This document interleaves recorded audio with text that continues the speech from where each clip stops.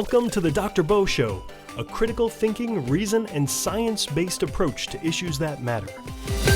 The mysterious they, unmasking a linguistic illusion. Explore the manipulative use of they in language, uncovering its impact on communication and fostering critical thinking skills. Welcome to another episode of our podcast, where we explore the fascinating world of critical thinking, science, logic, and reasoning. Today we're diving into a topic that often slips under the radar but wields a surprising amount of power. The word they. No, we're not talking about the pronoun used for people whose gender isn't specified or is non-binary. We're talking about they, as it is used in the nebulous, shadowy sense, often to imply some unnamed, powerful, and sometimes nefarious institution. Ever notice how they is thrown around in conversations? They are behind the latest conspiracy theory. They tried to kill the president. They are manipulating the stock market. But who exactly are they? It's a question that often goes unanswered, leaving a trail of ambiguity and suspicion. Let's dig into why this happens, why it's problematic, and how we can sharpen our critical thinking skills to see through the fog. The many faces of they. The first thing to understand is that they is a convenient scapegoat. It allows people to point fingers without taking responsibility for making specific accusations. It's like blaming the dog for eating your homework, except the dog is invisible and possibly orchestrating international plots. 1. The conspiracy.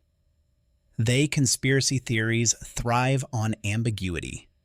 They is often the go-to word for conspiracy theorists because it allows them to speak about a supposed cabal without providing evidence. For instance, saying they are hiding the cure for cancer immediately sparks curiosity and suspicion, but lacks the grounding of identified sources or institutions. 2. The blame game. Another common use of they is to shift blame away from oneself or a particular group. They tried to kill the president, for instance, is a statement loaded with implications, but devoid of accountability. Who are they? Without clarification, it becomes impossible to scrutinize or verify the claim. 3. The lying they. Finally, they can also be a tool for deceit. By claiming they did something without naming anyone, the statement becomes unfalsifiable. If you can't pin down who they are, how can you refute or confirm the claim?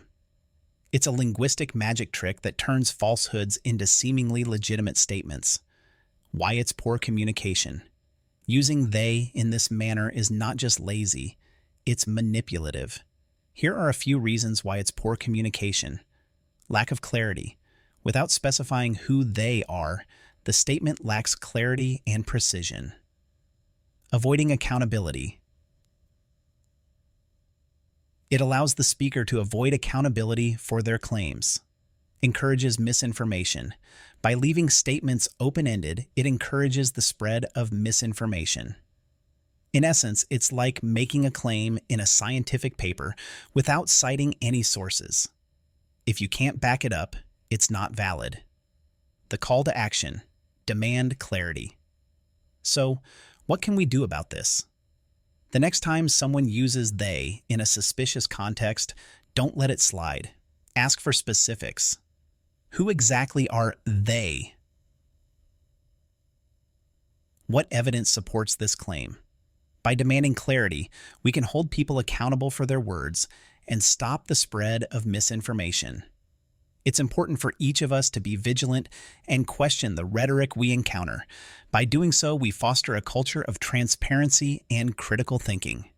And, as always, if you're looking for resources to enhance your skills in logic and reasoning, visit Dr. Bo's bookstore for a treasure trove of enlightening reads. Thanks for tuning in to this episode. Remember, critical thinking isn't just a skill, it's a superpower. Until next time, keep questioning, keep learning, and keep thinking critically.